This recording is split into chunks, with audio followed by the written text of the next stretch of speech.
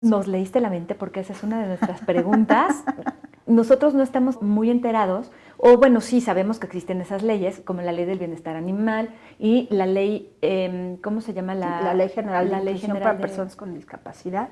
¿Otra vez? Y Perdón. Ley General de Inclusión para Personas con Discapacidad, que además ya tiene varios años.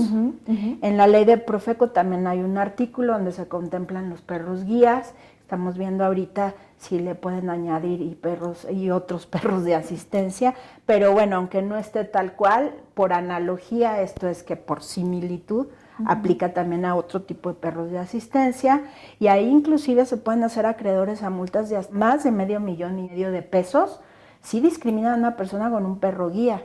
Y eso es de Profeco, eso no lo exime de todas las demás. En la Ciudad de México la discriminación es un delito, está tipificado como tal, se pueden hacer acreedores, aparte de las demás sanciones, a una pena de prisión de hasta 2 años, además de multas.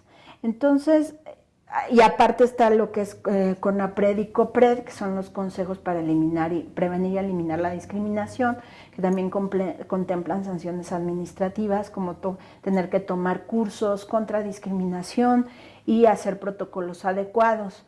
Oye, Entonces, bueno, existe, está legislado y es importante que nosotros nos informemos y nos ubiquemos en el contexto legal de lo que significa convivir con personas que tienen discapacidades y que requieren perros de asistencia para su protección y su seguridad, la protección de su integridad, ¿no? Claro. Así es. Y a mí generalmente cuando me ha tocado esta situación de discriminación, discriminación de acuerdo a la Real Academia es seleccionar excluyendo. De acuerdo a la ley es que no puede ejercer una persona sus derechos o le limite sus derechos en base a sus creencias, la discapacidad, su orientación sexual, su religión, etcétera. ¿A qué nos enfrentamos los usuarios de perros de asistencia? A que te dicen, sí pasas tú, pero el perro no. Entonces, por eso yo no te estoy discriminando. Que no entienden y que tú acertadamente lo has manejado muy bien durante este tiempo que llevamos platicando. Somos un binomio. Exacto. Y los binomios no se rompen. O sea, él tiene que estar conmigo todo el tiempo. Y máxime este tipo de asistencia, que quizá el perro guía, pudieras llegar a separarlos, que tampoco es lo óptimo, no. Y tú llevas a la persona, la vas guiando tú directamente, ¿no? Claro. Pero no es lo adecuado. Porque además son discapacidades psicosociales, las distopias, la esquizofrenia, las convulsiones. Esas son un poquito más notorias, pero este tipo de disfunciones, digamos, son muy sutiles y por eso nosotros no podemos ni tenemos el ojo clínico para apreciarlas, ¿no? Entonces, por eso es importante guardar ese respeto por este esfuerzo y gran labor que hacen los binomios por desenvolverse en el entorno en el que se mueven, ¿no? Además, con que diga perro de asistencia no tocar, bueno, es un poco sentido común. Claro. Desafortunadamente también la falta también de información entre los usuarios de qué es lo que podemos hacer. Sí, también estamos algunos usuarios luchando por nuestros derechos para que o se hagan más fuertes las sanciones y de más fácil acceso a esas sanciones, o una ley especial para nosotros donde haya sanciones fuertes, pero como nos siguen viendo como una minoría a veces es difícil, claro, ¿no? Y bueno, yo creo que también es importante, tú hablabas de un aspecto muy importante que es la información de nosotros como usuarios, ¿no? Si nosotros tenemos o requerimos el utilizar un perro de asistencia que nos atienda y formamos parte de un binomio, es importante saber a dónde podemos acudir. Y yo creo que esto es, creo un punto muy importante en donde nos señala esta gran oportunidad que tenemos de ser una sociedad más abierta, de ser una sociedad que apoye al ciudadano y que, bueno, no incontables veces nos encontramos con multitud de ejemplos de falta de acceso a las personas con discapacidad, las banquetas, pocas señalizaciones, muchas cosas en las que tenemos que trabajar, pero yo creo que es importantísimo que nosotros podamos tener como esta oportunidad de abrir a ser una sociedad más inclusiva. Oye, Miro, si entonces nosotros como podemos acudir a que nos apoye la CONAPRED o la COPRED, porque muchas veces tampoco sabemos, a pesar de que veamos ahí en el letrerito. Bueno, lo primero es, si es uno usuario de un perro de asistencia, de entrada debe uno tener un certificado médico que avala que tenemos una discapacidad y dice el médico tratante que requerimos de un perro de asistencia. En el caso de los perros guías es muy notorio. Claro. Y generalmente en el caso de los perros guías, como si vienen de escuelas muy especializadas, traen inclusive su credencial del animalito. Porque además a veces hay establecimientos que marcan la diferencia entre los perros de asistencia y los perros guía. Entonces dicen, se admiten perros guía, pero de asistencia no. Y entonces, eso también es contra la ley. Por supuesto, es totalmente contra la ley. Ahora, la preocupación, sí quisiera, antes de entrar a todo lo que pueda hacer el usuario, hacer hincapié en que las personas de los establecimientos les preocupa que los demás comensales se quejen.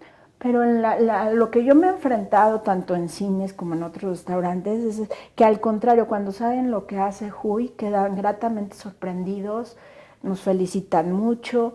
Entonces, finalmente es como si trajera yo una silla de ruedas o un bastón, ¿no? Los usuarios tenemos varias obligaciones. Tener en perfecto estado de salud a nuestro animalito, que esté con todas sus vacunas al corriente. Perfectamente adiestrado.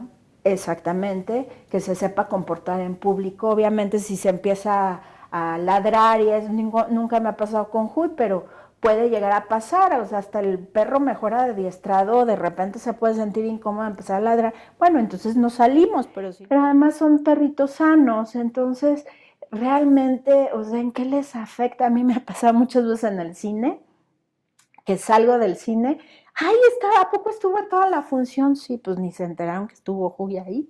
Claro. ¿Por qué? Porque Huy estaba haciendo su función y a nadie molesta. Claro, y es parte, yo creo, también mucho de lo que platicamos hace un momentito, ¿no?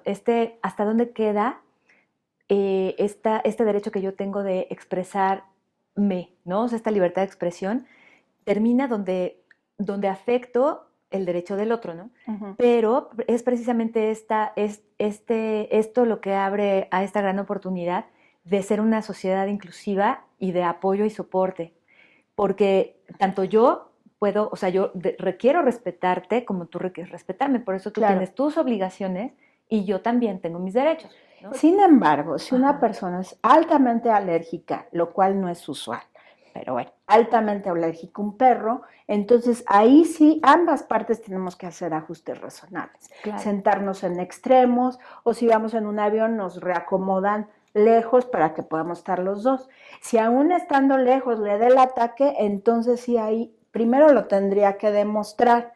Y ya ha pasado, incluso se hizo viral hace un par de años un caso de una señora que hizo un escándalo y ya a la hora de demostrar que tenía esas alergias tan tremendas no lo pudo demostrar, no traía sus antihistamínicos y la acaban sacando del avión. Fíjate, porque además eso es importante que las personas alérgicas traigan siempre a la mano su antihistamínico como primera respuesta a primeros auxilios para determinar si se necesita un tratamiento un poco más... Además su certificado. Claro, y fíjate que muchas de estas respuestas parecieran respuestas reactivas, ¿me explico?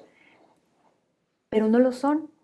Y es un asunto también muy interesante, muy importante, que a lo mejor podríamos en otra entrevista platicar acerca de la normalización de la violencia.